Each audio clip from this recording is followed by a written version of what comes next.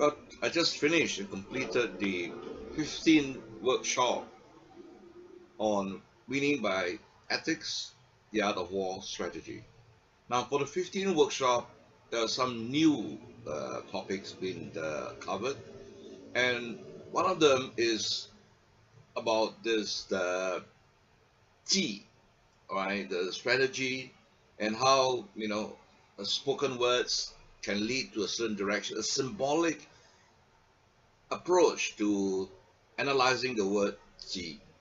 And furthermore, I also introduced to the participant Sun Tzu City, whereby it is a city devoted to Sun Tzu. And every chapter there is a building.